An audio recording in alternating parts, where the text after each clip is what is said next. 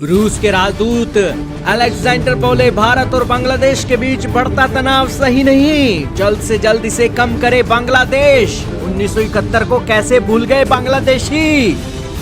जी हाँ दोस्तों, बांग्लादेश के अंदर बढ़ते भारत विरोध के बाद अब बांग्लादेश के अंदर रूस के राजदूत एक्टिव हुए हैं और उन्होंने स्टेटमेंट दे दिया है। हालांकि उन्होंने यह भी कहा कि यह दोनों देशों के आंतरिक मामला है और हम इसमें हस्तक्षेप नहीं करना चाहते, लेकिन वो क्षेत्रीय स्थिरता के लिए इस मामले पर बोलना जरूरी समझते हैं और इसीलिए उन्होंने यह बयान मीडिया के सामने दिया है। बांग्लादेश में रूस के राजदूत की तस्वीरें आप देख रहे हैं, जिनका नाम है अलेक्जेंडर ग्रिगोरोविच खोजिन। उन्होंने भारत और बांग्लादेश के बीच बढ़ते तनाव पर महत्वपूर्ण बयान दिए हैं। ढाका में रूसी दूतावास में एक प्रेस ब्रीफिंग के दौरान उन्होंने ये बातें बोली हैं। रूस के राजदूत बांग्लादेश के अंदर मौजूद हैं और बांग्लादेशी जवान जिस तरीके से सड़कों पर आ जाते हैं, हिंसा करते हैं, मीडिया को जलाते हैं और प्रोटेस्ट करते हैं, तो उन सारी चीजों को देखकर रशिया भी तनाव महसूस कर रहा है। वो भी देख रहा है कि ये बांग्लादेश के अंदर आखिरकार इतना सब कुछ कैसे हो रहा है, और अगर इस तरीके से लॉ एंड ऑर्डर की सिचुएशन होगी तो यहां पर तो रशियन भी सेफ नहीं है और बांग्लादेश के अंदर ट्रेड करना और सारी चीजें करना बहुत मुश्किल हो जाएगा, क्योंकि कोई भी दुनिया का देश अशांति नहीं चाहता है। सब चाहते हैं कि शांति हो और हर कोई अपने बनता हुआ ट्रेड उस देश के अंदर कर सके और डेवलपमेंट के रास्ते पर चले, दैट्स ऑल।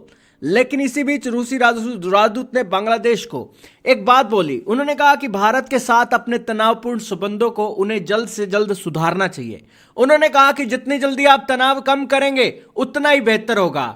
अगर दोस्तों इस तनाव को अगर बढ़ाने की कोशिश की गई तो दोस्तों यह तनाव इतना ज्यादा बढ़ जाएगा कि कभी कम भी नहीं हो सकेगा।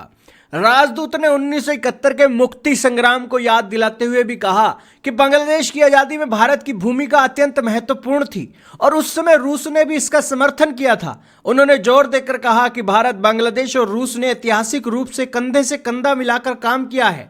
उन्होंने स्पष्ट किया कि भारत और बांग्लादेश के बीच संबंध पूरे दक्षिण एशियाई क्षेत्र की स्थिरता के लिए जरूरी है, क्योंकि आज के समय में वो माहौल नहीं है कि एक जगह अगर तनाव चल रहा है तो चलता रहे, वो सारी दुनिया को प्रभावित करता है।